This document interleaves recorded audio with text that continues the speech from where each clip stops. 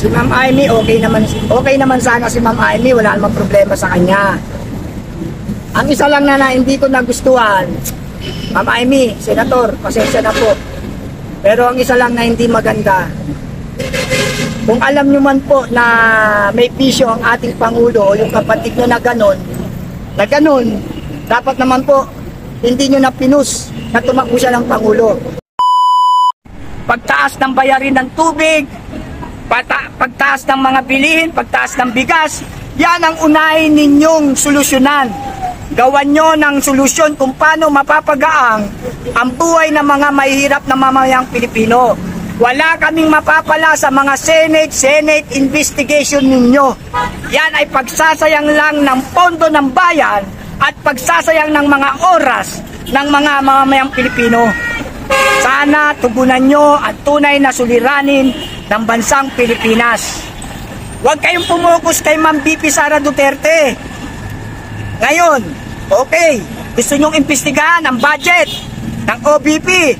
Imbestigahan din kayong lahat na may mga pondo. Lahat kayo sumalang sa investigasyon, transparency tayo. Huwag yung si Ma'am Sara lang ang binabanatan nyo. Bakit? Kayo may mga pondo rin ah. Imbestigahan nyo mga sarili nyo. Okay sir, proceed tayo doon sa ngayon kasi yung mga dating kalaban sa politika ni Bongbong Marcos like sila Pacquiao, sila Tolentino, naging kakampi na ngayon. Praise na praise pa 2 years ago nung sila'y nagbanatan. Ni Bongbong Marcos na ngayon. Di ba si Pacquiao inendorso na ni Bongbong Marcos bilang senador this coming election 2025. Ano pong nakikita mo dito? Ang nakikita ko dyan, mga mangga. Mga mangga sila. Mga manggagamit. Iipin nyo. Kasi talaga namang yamado ka kapag nasa administrasyon ka. Yamado ka dahil meron niyang political mechanism. Nasa kanila ang posisyon. Nasa kanila ang power. Nasa kanila ang pera. Nasa kanila ang pondo. Kaya nasa administrasyon sila ngayon. Pero wag nilang i-underestimate ang sentimiento ng mga mahihirap na mamayang Pilipino. Dahil ang boto ng mamayang Pilipino nandun pa rin sa tunay na may serbisyo para sa tao, hindi para sa pansarili lamang. Kaya yung mga yan, nasa administrasyon ngayon, dahil iniisip nila, lamang na lamang sila, nasa administrasyon eh. Siyempre, nasa kanila ang power. Oh, nasa kanila ang koneksyon. Nasa kanila ang pondo. Magagawa nila lahat ng gusto nila na mobilization ng mga pangangampanya dahil nasa administrasyon sila. Pero hindi nila iniisip ang tunay na problema. Hindi nila iniisip ang tunay na puso ng mga mamamayang Pilipino. Matalino na po ang mga mamamayang Pilipino. Huwag nyo lang gamitin ng smart magic. Huwag nyo lang gamitin ng pandaraya. Hindi na kayo mananalo. Tandaan nyo yan. Pero pag kayo nandaya, alam ng Diyos yan. Pero sana naman, maging parehas ang labanan sa eleksyon na to. Kasi hanggat merong smart magic, wala pa rin tamang politiko na uupo sa gobyerno. Mananalo pa rin dyan ang mga artistang hilaw. Mananalo pa rin dyan yung mga walang nagawa sa pamamahala. Kasi nga, may smart magic. Kaya para sa akin, abolish muna yung smart magic na yan kung sakali man dumating ang panahon ng pag-eleksyon. Yung walang kabuhay-buhay na pamamahala, yun ang nilalabanan natin. Nilalabanan natin dito yung kahirapan. Yung pagbabago sana na hinahangad nating lahat. Yun ang nilalabanan natin. Wala akong personal na galit dyan sa Pangulong BBM na yan. Kaya lang, hindi niya tinutupad ang pangako niya, hindi niya ginaganap yung mandato niya, talagang magre-react tayo dahil para tayo sa pagbabago at para tayo sa mamamayan at sa bansa natin. Yun ang hinihingi ng mga mamamayan. Ang pagbabago ng antas ng ating mga pamumuhay. Yung magandang pamamahala, hindi yung pangungurakot ang inuuna. Ngayon, puro sila nakapokus sa budget eh. Isa pa nga yan eh, may suggestion nga ako dyan sa budget na yan eh. Dapat personal kong sasabihin, akin sana yun eh. Yung kaso sasabihin ko na ngayon tungkol dyan sa budget. Proposal ko lang para sa budget. Lahat ng mga departamento na yan, mga senator na yan, mga congressman na yan, kung bibigyan man ng budget yan, dapat bago magbigay ng budget, yung meron ng project. Nakuha nyo? Ibig ko sabihin, kapag meron kang project, doon pa lang magkakaroon ng budget. Ang ngayon kasing sistema natin, binibigyan na kagad sila ng mga budget even without proposal of budget, project. Ibig sabihin, halimbawa, bibigyan na to ng budget, pero wala pa namang proposal project kung ano. Basta ikaw meron kang 20 billion para sa project mo. Anong project yon? Wala pa, di ba? Pero meron na kagad naka-release. Kaya ang dapat dyan, bago bigyan ng budget, may project muna. Di ba? Para magamit talaga yung pera, yung budget, sa proyekto. Hindi, may budget, wala pa namang project. Kaya yung minsan, ghost project ang nangyayari. Lumabas ang budget, pero walang project. Get or no get? Okay sir, bilang ho kayo, isa po kayong dating loyalista, yan po sa inyo. Hindi na ako loyalista ngayon, ha? Dati. Okay, ano yung opinion niyo po patungkol po kay Amy Marcos? Nasabi niya, kaibigan niya yung mga Duterte, what is your opinion? Or yung inyong pahayag about dyan? Si Ma'am Amy, okay naman sana si Ma'am Amy, wala namang problema sa kanya. Ang isa lang na hindi ko nagustuhan, Ma'am Amy, Senator, pasensya na po. Pero ang isa lang na hindi maganda, kung alam nyo man po na may pisyo ang ating Pangulo o yung kapatid nyo na ganon, dapat naman po hindi nyo na pinus na tumakbo siya ng Pangulo. Nakita nyo resulta, nagkakagulo-gulo tayo ngayon. Kasi nga, hindi competent ang pamamahala. Nakikinig siya sa dikta ng paligid. Wala siyang sariling decision making. Kaya yan ang nakita ko na medyo kahinaan ng ating Senator Amy Marcos. Yun ang hindi ko nagustuhan. Sa pamamahala ni Senator Amy, okay naman, wala namang problema. Ang hindi ko lang nagustuhan sa kanya, yung hindi niya tayo tinimbrihan o hindi niya na sana pinagpatuloy na tumakbong Pangulo ang kanyang kapatid para na hindi naggewang-gewang ang gobyerno natin ngayon. Si Harry Roque yun. Harry Roque yun. Sino yun?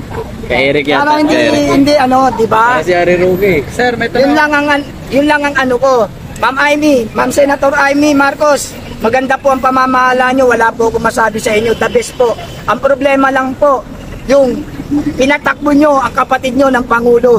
Ngayon, eto na tayo. Gewang-gewang ang gobyerno. Sir, may tanong ako sa iyo, sir. Sige. Kahapon kasi, nagdeklara po ng senatorial support si Marcos, di ba? Pero si Amy, hindi umaten. Ano po yung nababasa mo indication bakit hindi siya umaten? Parang gusto niya pa rin pa maglaro sa sa Duterte at Marcos ngayon, kaya personally hindi siya nag-attend. O personal na paningin mo, may posible kayang mag-withdraw siya sa slate ng kanyang kapatid?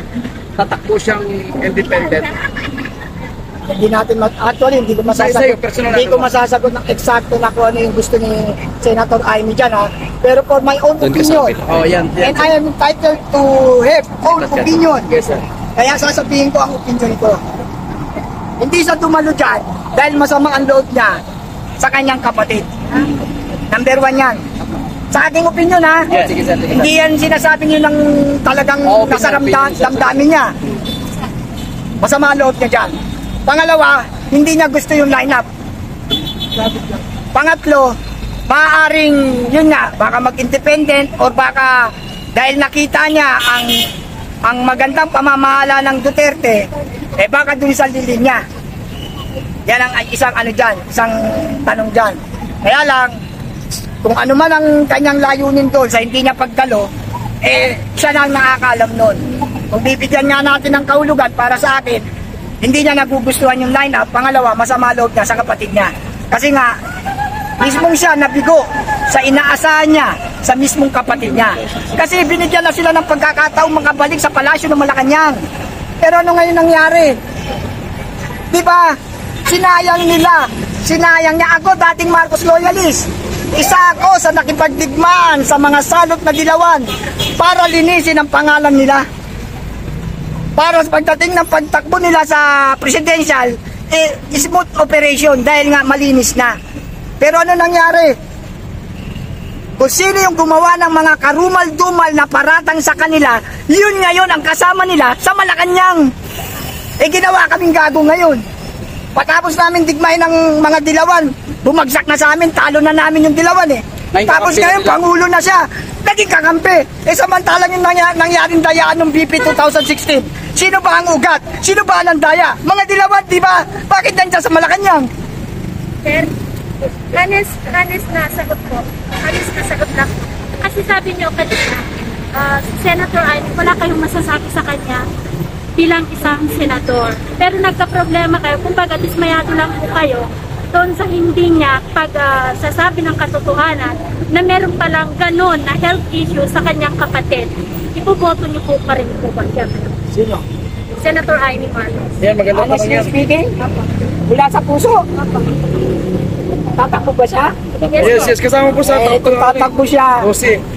sa totoo lang, ito, magsasorry ako. Hindi ko na itatakbo. Kasi, yung usaping bayan at mamaya, nakasalalay yan sa Pangulo. Ngayon, kung ikaw, alam mo ang sitwasyon ng kapatid mo, bakit hindi mo na ito ang mga dito? Or hindi mo na dapat inform kasi kapatid mo yan eh. You must to protect your dignity of your brother. Naintindihan ko yun at nararamdaman ko yun. Po-protectionan mo yan. Pero hindi mo na dapat, ipinulong mo na sa kanya, utol, huwag ka nang tumakbo. Kasi baka hindi maging maganda ang pamamahala dahil hindi mo, ayan, merong ganyang issue o meron ako nakikita sa'yo na negatibo. Nakuha nyo? Dapat nag-concern siya sa bayan at mamayan. Hindi niya pinaalam yun. Kasi ito, kung sasabihin niya, wala namang katotohanan eh. Okay, Polycare, examine. Drug test ng Polycare. Yun lang, patunayan nyo na walang drugs sa katawan ng ating Pangulo. Yun lang, patunayan nila. Yun lang yun. Sir, nakita niyo na po ba yung 12 na nasa lineup po ng Senate slate ng Bagong Pilipinas pa? Oo, nakita ko na. Meron Marami ba akong kayong tatanggalin dyan. napupusuan? Halos lahat, tanggal yan. Halos lahat.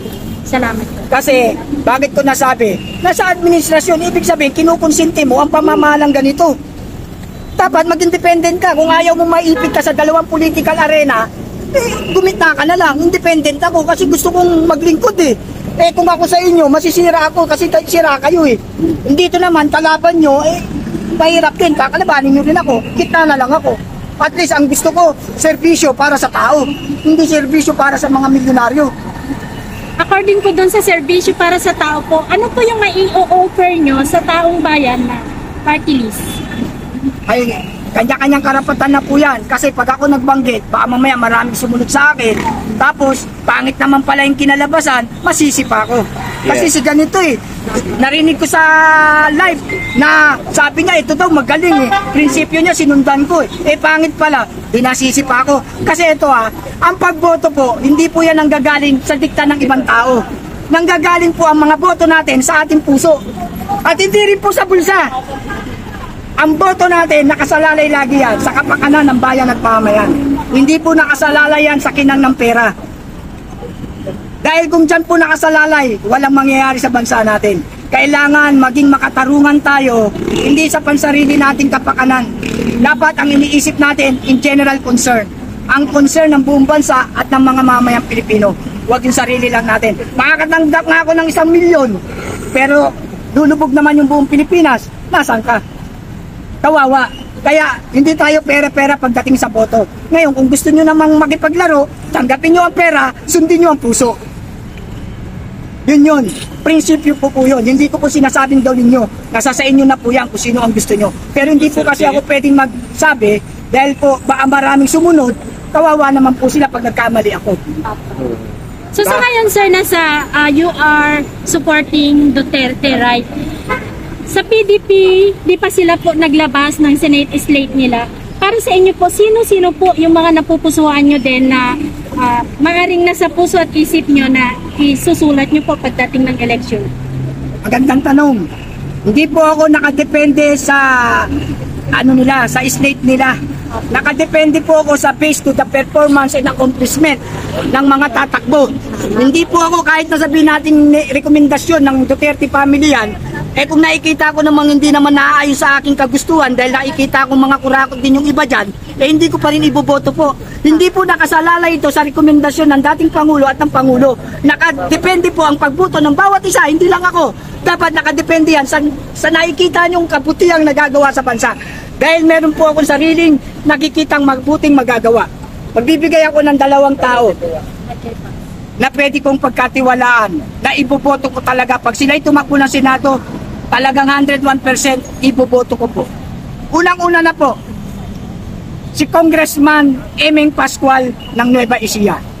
Yung dating mayor na tumakbo ng congressman, saglit lang bago sa politika, pero nanalo. Bakit? Based to the performance and accomplishment. Napakaganda ng ginawa niya during the term of pandemic. Napakaganda ng ginawa ni Mayor pa siya noon, Mayor Emeng Pascual. Ngayon, congressman na. Pag yan tumakbo ng senador, 101% number 1 sa balota ko yan. Pangalawa,